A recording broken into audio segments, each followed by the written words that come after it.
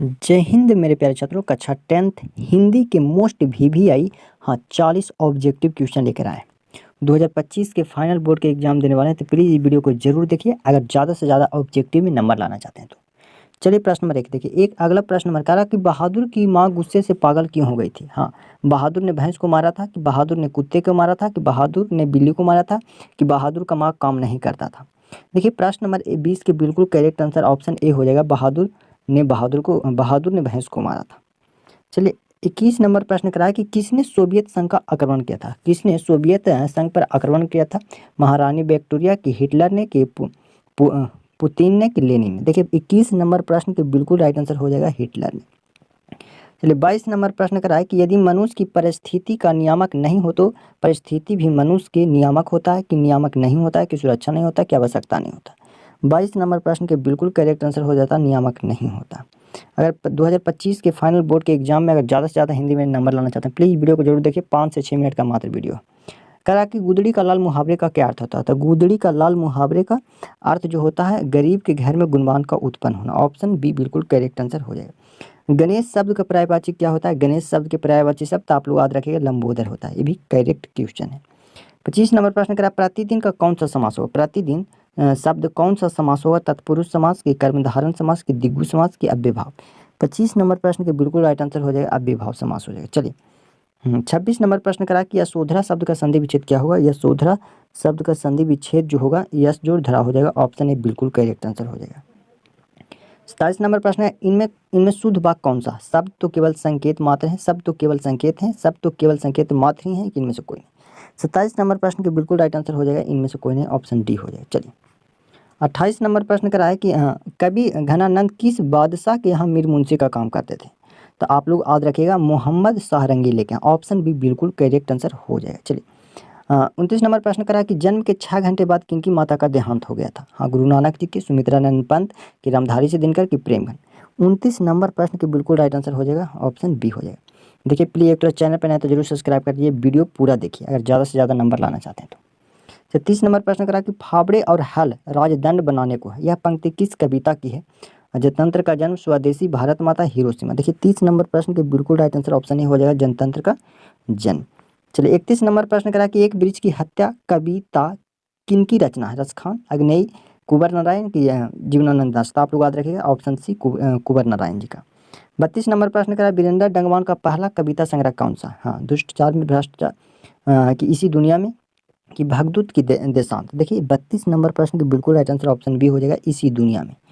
चलिए 33 नंबर प्रश्न करा कि प्रकृति सौंदर्य की कविता के लिए विख्यात कवि कौन है। प्राकृतिक सौंदर्य की कविता के लिए विख्यात कवि, तो आप लोग याद रखिएगा सुमित्रानंद पंत जी का। सुमित्रानंद पंत बिल्कुल करेक्ट आंसर हो जाएगा 33 नंबर प्रश्न। चलिए 34 नंबर प्रश्न करा कि यदि कवि ने वर्णाश्रम वर्णाश्रम व्यवस्था और कर्मकांड का विरोध करके निर्गुण ब्रह्म की भक्ति का प्रचार करे तो वह कौन है। घनानंद, प्रेमघन, कुंवर नारायण, की गुरु नानक जी। 34 नंबर प्रश्न के बिल्कुल राइट आंसर ऑप्शन डी हो जाएगा गुरु नानक जी। चलिए 35 नंबर प्रश्न करा कि नगर संवेदना के कवि कौन है। नगर संवेदना के कवि कौन है। तो आप लोग याद रखिए 35 नंबर प्रश्न के कुंवर नारायण जी।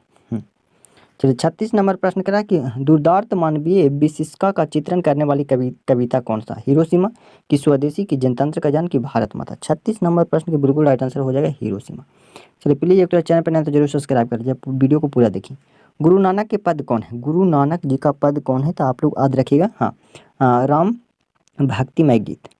चलिए 38 नंबर प्रश्न करा कि रसखान द्वारा कृष्ण लीला का गान किया था। पदों में, घना छत्री में, सवैयों में, कि दोहे में। 38 नंबर प्रश्न के बिल्कुल करेक्ट आंसर हो जाएगा ऑप्शन बी चलिए 39 नंबर प्रश्न करा कि कवि प्रेमघन द्वारा अधिकांश काव्य रचना किस भाषा में में की गई है। तो आप लोग याद रखिए 39 नंबर प्रश्न के ब्रज भाषा एवं अवधि में। ऑप्शन बी बिल्कुल करेक्ट आंसर हो जाएगा। चलिए प्रश्न 40 करा कि स्वर्ण किरण किस कवि की रचना। कुंवर नारायण, रामधारी सिद्दीनकर, गुरु नानक जी, की सुमित्रानंद पंत। 40 नंबर प्रश्न के बिल्कुल करेक्ट आंसर हो जाएगा सुमित्रानंद पंत जी का। चलिए 2 से 3 मिनट और बच रहा, प्लीज वीडियो को पूरा देख लीजिए।